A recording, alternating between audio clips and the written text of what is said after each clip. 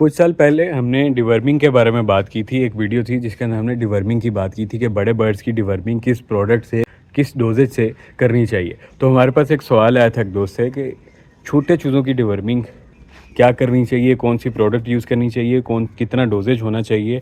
और एक चीज़ मैं खुद से ऐड कर रहा हूँ कि कब करनी चाहिए, कब हमें ज़रूरत पेश आती है कि जी अब बर्ड्स की डिवर्मिंग करती जाए।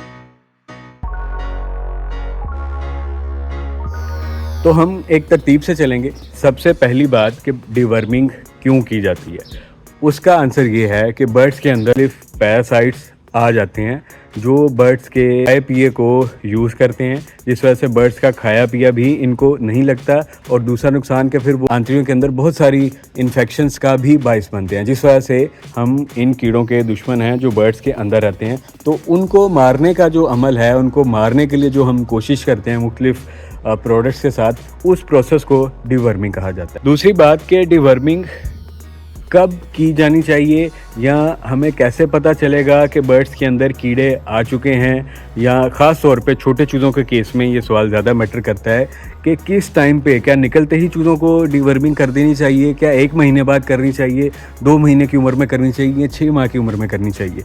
तो बड़े बर्ड्स के अंदर ऐसा हो नहीं सकता कि हमारे बर्ड्स 100% वर्म्स फ्री हों। ये मैं बड़े बर्ड्स की बात कर रहा हूँ, क्योंकि ये आप देखें कि ये मोरनी अभी ज़मीन पे चोंच साफ़ कर रही है। अभी आप अपने बर्ड्स को देखेंगे या इन्हीं को हम कुछ देर देखेंगे तो ये सारा दिन पैकिंग करते रहते हैं, ज़मीन के ऊपर कुछ ना कुछ ढूंढते रहते हैं। वो खाएं या ना खाएं वो अलग बात है, लेकिन चोंच ज़रूर ज़मीन में मारते हैं। तो जब इस तरह से ये ज़मीन में चोंच मारते हैं तो पैरासाइट्स के जो अंडे, उन पैरासाइट्स जो इनके लिए ठीक नहीं हैं, जो अंदर जाके इनका खाया पिया इनसे लेंगे, उनके अंडे जिस चीज़ के साथ लगे हुए हैं वो इनके अंदर चले जाते हैं। अंदर जाके उनको टेम्परेचर मिलता है और वो हैच हो जाते हैं और इस तरह से बर्ड्स के अंदर कीड़े पैदा हो जाते हैं। तो जो बर्ड्स ज़मीन पे रह रहे हैं, ऐसा हो ही नहीं सकता कि वो 100% वर्म फ्री हों। तो इस वजह से हम बग़ैर कोई सिम्टम, बाज़ औक़ात अगर ओवरलोड हो तो आपको बर्ड्स की ड्रूपिंग्स के अंदर भी वो कीड़े निकले हुए नज़र आएंगे। उसका मतलब है कि एक अलार्मिंग सिचुएशन है कि बहुत ज़्यादा ओवरलोड हो गए हैं कि वो अब बाहर भी निकलने लग गए हैं। तो उस केस में तो आपको कभी ढील या सुस्ती करनी ही नहीं चाहिए, आपको फ़ौरन से उन बर्ड्स की डिवर्मिंग करनी चाहिए। लेकिन अगर बर्ड्स नॉर्मल हैं, हेल्दी हैं, जिस तरह से ये सारे मतलब हैं, तो वो आपको एक शेड्यूल के हिसाब से चलना चाहिए। मोर के लिए मैं रिकमेंड करता हूँ कि एक दफ़ा आप, बड़े बर्ड्स की मैं बात कर रहा हूँ, ब्रीडिंग सीज़न से पहले और एक दफ़ा ब्रीडिंग सीज़न के बाद, मतलब साल में 2 दफ़ा और 6 महीने बाद आप बर्ड्स की डिवर्मिंग कर दिया करें। इस तरह से बड़े बर्ड्स के अंदर आप वर्म्स को ओवरलोड होने से बचा सकते हैं। अब सवाल जो मेन है कि छोटे चूज़ों को कब ज़रूरत पेश आती है। अगर आपको याद हो तो हमने इन चूज़ों को अब से कुछ दिन पहले तक एक ब्रूडर के अंदर रेस की है, मतलब ज़मीन से दूर रखा है। तो ज़मीन से दूर रखने का एक मकसद ये भी था कि ये ज़मीन पे गिरी हुई चीज़ ना खाएं, इनके अंदर पैरासाइट्स के अंडे ना जाएं और ना वो हैच हो पाएँ। तो हम ये सेफली कह सकते हैं कि अभी तक ये बर्ड्स वर्म्स फ्री थे।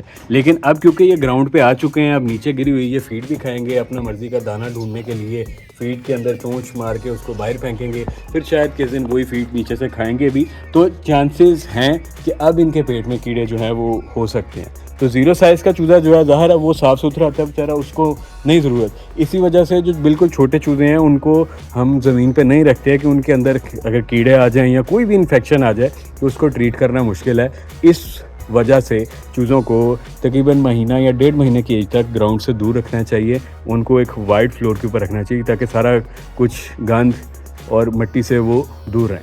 अगली बात फिर ये आ जाती है कि डिवर्मिंग करने का तरीका, जो चीज़ें आपको मेडिकल स्टोर से नहीं पता चलेंगी, एक अच्छा डॉक्टर आपको बता सकता है। मुझे भी इसी तरह से पता चली है कि डिवर्मिंग अगर आज हमने, लेट्स से आज 24 तारीख है, आज हमने डिवर्मिंग की है बर्ड्स की, तो अगले 12 दिन बाद, 13 दिन बाद हमने वही डिवर्मिंग एज इट इज़ जिस डोजेस से, जिस तरह से हमने की है वो रिपीट करनी है। उसकी वजह कि आज के दिन हमने की, जो कीड़े थे बर्ड्स के अंदर वो हम समझ लेते हैं, हम सपोज कर लेते हैं वो सब के सब मर गए, लेकिन उनके जो अंडे थे वो अंदर उसी तरह से पड़े रहेंगे। तो कुछ दिन बाद जब वो हैच होंगे, ज़ाहिर है वो भी फिर कीड़े बन जाएंगे।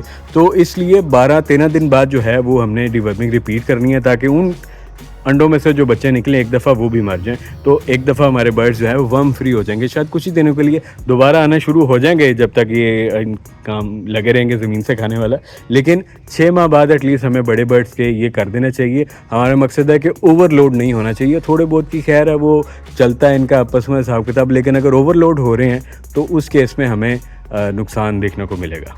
यहाँ पे आपको एक और चीज़ बताता चलूँ कि डिवर्मर जो है, जो मेडिसिन हम यूज़ करते हैं इनकी डिवर्मिंग करने के लिए, वो सबसे ज़्यादा इफ़ेक्टिव तब होता है जब बर्ड्स खाली पेट होते हैं। तो जो भी आपने प्रोडक्ट यूज़ करनी है, आपने बर्ड्स को पहले 5-6 घंटे भूखा रखना है, आपने उनको कुछ खाने के लिए नहीं देना। अब अगली बात फिर कौन सा डिवर्मर यूज़ किया जाए, कौन सी प्रोडक्ट यूज़ की जाए। मैंने गलती से शायद मैंने अच्छा किया या बुरा किया, मैं इसका फ़ैसला नहीं कर सकता। लेकिन मैंने एक वीडियो के अंदर बताया, ज़ूबन का अल्बेंडाज़ोल मैंने बताया कि आप ये यूज़ कर सकते हैं बर्ड्स के लिए। लेकिन अब से ऑनवर्ड मैं कोशिश करूँगा कि मैं किसी मेडिसिन का नाम लेके इस तरह से मेंशन ना करूँ, क्योंकि उससे उसका फ़ायदा होने से ज़्यादा नुकसान होने का खर्चा है। आसान तरीका है, आप अपने एरिया में किसी भी पोल्ट्री डॉक्टर से मशवरा कर सकते हैं कि हमने मोर के चूज़ों की डिवर्मिंग करनी है या बड़े मोरों की डिवर्मिंग करनी है। वो जो आपको रिकमेंड करें उस टाइम पे, उस एरिया के हिसाब से और रीसेंट प्रॉब्लम्स के हिसाब से जो भी लेटेस्ट मेडिसिन्स होंगी वो आपको वो रिकमेंड करेंगे। वीडियो मैं आज बना देता हूँ, ये अगले 2 साल रहे, 5 साल रहे, 6 साल रहे, तो 6 साल बाद भी कोई पुरानी चीज़ यूज़ कर रहा हो और वो मार्केट में ढूंढने जाए तो ऐन मुमकिन है कि उसको वो चीज़ मिले ही ना। तो इस वजह से मार्केट में हर फील्ड के अंदर जैसे जैसे प्रोग्रेस होती जाती है तो बेहतर से बेहतर प्रोडक्ट्स आती जाती हैं। तो इसी तरह से जिस टाइम आप लेने जाएंगे, आप बर्ड्स की डिवर्मिंग करना चाहेंगे, मैं चाहता हूं कि आपको लेटेस्ट जो है अवेलेबल प्रोडक्ट वो आपको मिले। प्लस जितनी ये प्रोडक्ट्स हैं डिवर्मिंग वाली, ख़ास तौर पे इन सब के ऊपर डोजेज जो है वो मेंशन होता है। आप मेडिकल स्टोर वालों से पूछ सकते हैं कि एवरेज अगर ये बर्ड है तो ज़ाहिर है इसका वज़न कोई 4 किलो के राउंड होगा, अगर बड़ा बर्ड है तो उसका वज़न 5 किलो के राउंड होगा। इस तरह से जो छोटे चूज़े हैं उनका भी आप अंदाज़न के 1 किलो वज़न है, उनका 1.25 किलो वज़न है। आप वेट मशीन यूज़ कर सकते हैं या आप अंदाज़न उनको वेट बता के उनसे डोजेज भी जान सकते हैं, वो आपको लाजमन बताएंगे। और आप ख़ुद भी उसके ऊपर उर्दू में मेंशन होता है तो आप ख़ुद पढ़ के भी अंदाज़ा लगा सकते हैं। तो उस चीज़ को फॉलो करते हुए आपने जो है वो बर्ड्स की डिवर्मिंग करनी है। बेशुमार प्रोडक्ट्स हैं मार्केट के अंदर, हो सकता है कि एक शहर में ये वाली हों, एक शहर में किसी और नाम से हों, तीसरे शहर में किसी और नाम से हो, तो इसलिए वो वाली कन्फ्यूजन या वो वाली टेंशन मैं नहीं बनाना चाहता। आप मेडिकल स्टोर पर जाएँ जहाँ से इनकी दवाइयाँ मिलती हैं, वहाँ से आप पूछें कि हमने फ़लाँ बर्ड की, जिसका वज़न इतना है और उम्र इतनी है, उसकी हमने डिवर्मिंग करनी है, तो आप हमें कोई अच्छा सा डिवर्मर रिकमेंड कर दें और उसका डोजेज बता दें। वो 2 मिनट में आपको सारा कुछ बताएगा कि ये यूज़ कर लें, ये इतना आपने देना है, और एज़ इट इज़ आप उसको यूज़ करें और आपके बर्ड्स की डिवर्मिंग इंशाल्लाह ताला हो जाएगी।